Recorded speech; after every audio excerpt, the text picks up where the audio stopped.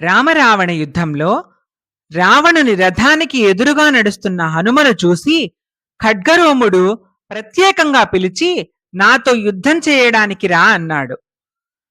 ఖడ్గరోముడు తనతో యుద్ధానికి రమ్మని పిలువగా హనుమ కోపంతో మిక్కిలి భయంకరమైన రీతిలో ఖడ్గరోమునితో తలపడ్డాడు. ఆ యుద్ధంలో ఖడ్గరోముని వెంట్రుకలు తగిలి హనుమ దేహానికి నొప్పి పుట్టింది. కత్తులే రోమాలుగా కలిగిన వాడు ఖడ్గరోముడు. అంతలోనే హనుమంతుడు ఒక పర్వతం తెచ్చి ఆ రాక్షసుని మీద పడేశాడు. ఆ రాక్షసుడు కదలక బెదరక ఆ కొండని ముక్కలు ముక్కలుగా చేసేశాడు ఒకే క్షణంలోనే.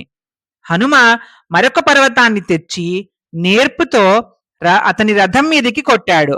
ఆ దెబ్బకి వజ్రాయుధం దెబ్బకి బీటలు వారు నేల మీద పడిన పర్వతంలా రథంతో సహా ఉమ్మడిగా యుద్ధంలో ఖడ్గరోముడు కూలిపోయాడు. యుద్ధంలో ఖడ్గరోముడు చనిపోయాడని విని సర్పరోముడు నిట్టూర్చి సాహసంతో అంగదుని మీద దాడి చేశాడు.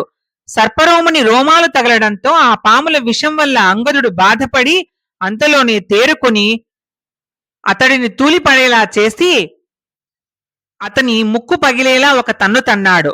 సర్పరోముడు అతి కష్టం మీద తెలివి తెచ్చుకుని సాహసంతో అంగదుని నుదురు ముక్కలయ్యేలా భయంకరంగా అరుస్తూ తన చేతికున్న బలంతో గట్టిగా కొట్టాడు. ఆ దెబ్బకు రక్తధారల్లో తేలిపోతూనే అంగదుడు సర్పరోముణ్ణి ఢీకొని పట్టుదలతో సర్పరోముని తల ముక్కలై నశించేలా కొట్టాడు. ఆ దెబ్బకు సర్పరోముడు నేలకూలాడు. అంటే సర్పరోముడు కూడా మరణించాడు. సర్పరోముడు చనిపోవడం చూసిన వృశ్చికరోముడు పట్టరాని కోపంతో భయం లేకుండా నీలుని మీదకు రథాన్ని నడిపించాడు. వెంటనే నీలుడు ఒక చెట్టు తీసి వృశ్చికరోముని రథం మీద విసిరి ఆ క్షణంలోనే ఆ రథం పిండి పిండి చేశాడు.